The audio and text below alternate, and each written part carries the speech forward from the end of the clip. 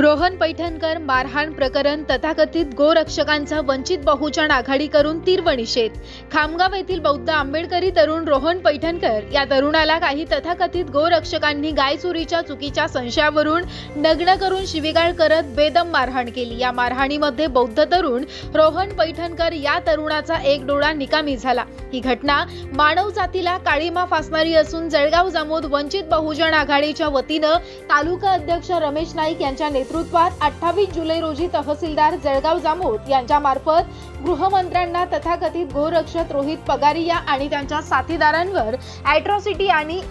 UAPA अंतर्गत गुन्हा दाखल करून त्यांना देशातून हद्दपार करा अशा आशयाचं निवेदन देत या घटनेचा तीव्र निषेध करण्यात आला। यावेळी वंचित बहुजन आघाडी तालुका अध्यक्ष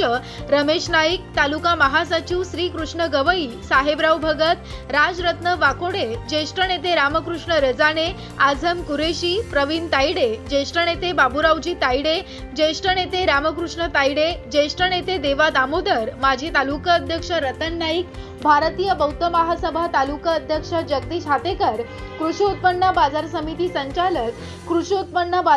संचालक प्रशांत अवसरमोल, विजय तायडे जिल्हा उपाध्यक्ष, स्वप्नील गवई, रवींद्र जाधव, जयकुमार डोंगरदिवे, राजेश तायडे, सुरेश वाघोदे, अत्ताउल्ला खान, दामू सपकाळ, नारायण पवार,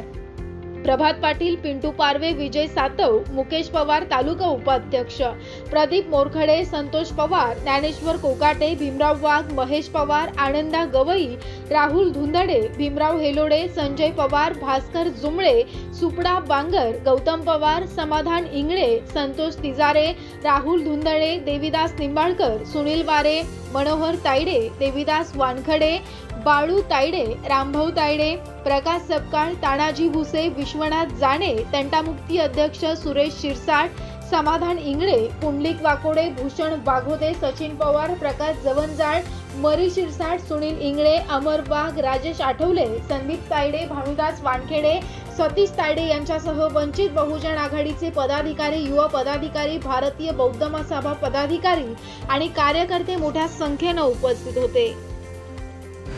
बौद्ध समाजाच्या हक्क आणि अधिकारावर आक्रमण केले जात असून त्यांच्यावरील अन्याय हे वाढतच चालले आहेत। ही परिस्थिती जर शासन व प्रशासन व मनुवाद्याच्या वतीने जर थांबवल्या गेली नाही तर आम्हाला स्वयंउद्धाराचा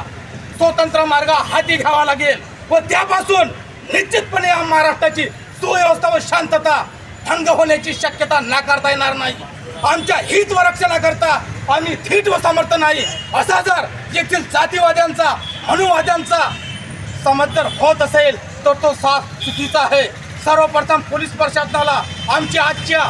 या निवेदनाच्या माध्यमातून विनंती आहे की त्यांनी सदर जे आरोपी आहेत त्यातले काही आरोपी मोकाट आहेत, काही आत दाबलेले आहेत, त्यांच्यावर कठोरात कठोर कारवाई करा आणि देशातून त्यांना हद्दपार करा की जेणेकरून या देशाची व या महाराष्ट्राची सुव्यवस्था व शांतता ही टिकून राहिली पाहिजेत। आजच्या प्रसंगी करतात, परंतु आंबेडकरी समाजात हा जो अन्याय होत आहे, सातत्याने अन्याय होत आहे। जवळजवळ संतोष देशमुख प्रकरण जर परिणित बघितलं असेल, संपूर्ण साथीदारांना अटक करा, अटक केल्यानंतर UAPA कायद्याअंतर्गत त्यांना शिक्षा द्या। शिक्षा दिली नाही तर भविष्यामध्ये आंबेडकरी समाज हा विद्रोह करेल। याला संपूर्ण जबाबदार हे शासन असेल। या ठिकाणी हे असं बोलून मी